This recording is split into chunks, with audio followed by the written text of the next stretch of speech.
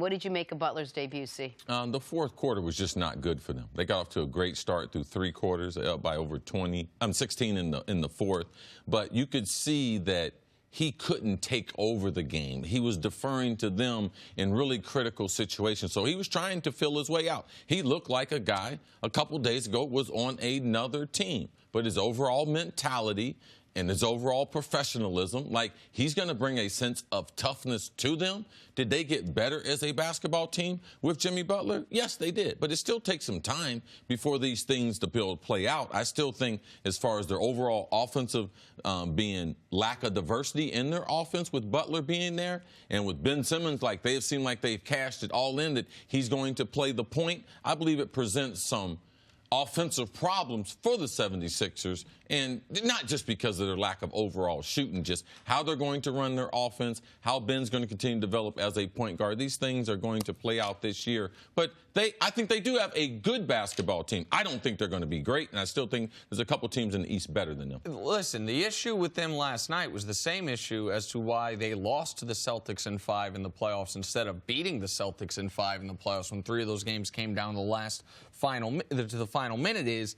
this team late game offense has not been good. They're in the fourth quarter. You mentioned it, Jenna. I mean, they're up 11 going into the fourth. They lose the game by 5. They outscored 35-19 in the fourth quarter. That's one of the reasons I like the Jimmy Butler addition so much is I think he can be a closer. But there's one positive, one negative takeaway from this game kind of holistically for Philadelphia. The negative is Embiid, I know he had a triple-double. He got his lunch eaten by Vucevic. Oh, absolutely. Vucevic had his season high in points. Vucevic dominated that matchup. Embiid was 6 of 20 from the field. He had been... And, Nick, that's something we need to watch. People talk about Joel Embiid, him playing at the MVP level.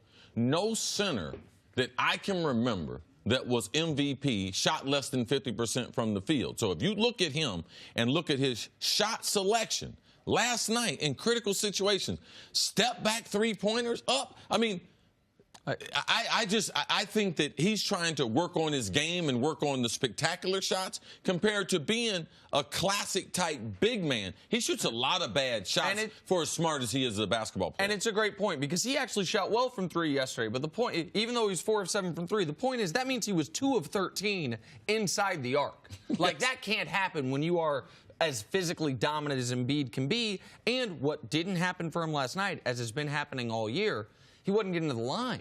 Like, Embiid couldn't get Vucevic in foul trouble. The positive side for Jenna, for Philly, is the 5-man unit that's going to be their starting 5, Simmons, Redick, Butler, Wilson Chandler, and Joel Embiid. That 5-man unit was great yesterday. They outscored Orlando 35-18 in just 10 minutes of play. Their offense was great. Their defense was great. That 5-man unit was excellent. That doesn't quell C's concern about the bench and the depth and when that 5-man unit's not together. But you saw instantly the overwhelming talent of that 5-man group. When you look at late-game offense and why this team has such issues with it, is it nerves? Is it fatigue? Is it chemistry? What do you attribute that to when you're starting to see this night after night? Well, before they got Jimmy Butler, they only have one good offensive player. J.J. Redick needs 3, 4, 5, 6, 7, 8, 9 screens to be able to get his shot off. The only offensive player that they have in late-game situations in the NBA where they are allowing more physical contact, that's Joel Embiid, and he's also the only one that can shoot free throws. So the reason why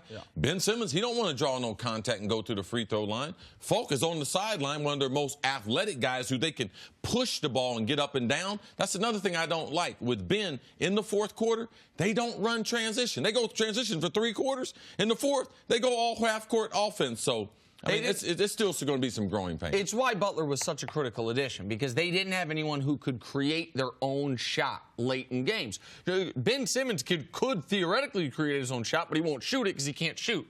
Joel Embiid needs someone to give him the ball, and then he goes to work down low. And so that is why yesterday, yes, even with Jimmy Butler, there were bad late in games. But I think that will change dramatically now that they have a guy who can actually create his own shot in the half court. He's got to. Because I'm willing to sign off on Ben being the point guard, but Jimmy Butler last night, least amount of dribbles, least amount of time he spent dribbling the ball last night. Ben, his first game, he's got to be able to get Jimmy Butler, get him the ball a little more. Also, late in games, Jen, as you mentioned, why they have trouble scoring?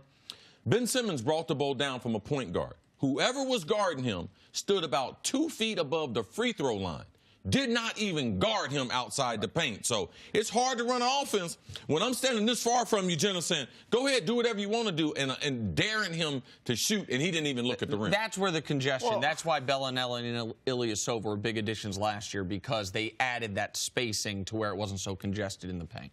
Thanks for watching. Subscribe here to get the latest from the show. Also, be sure to check out more of the best clips from First Things First, or go watch a few segments from our other shows on FS1.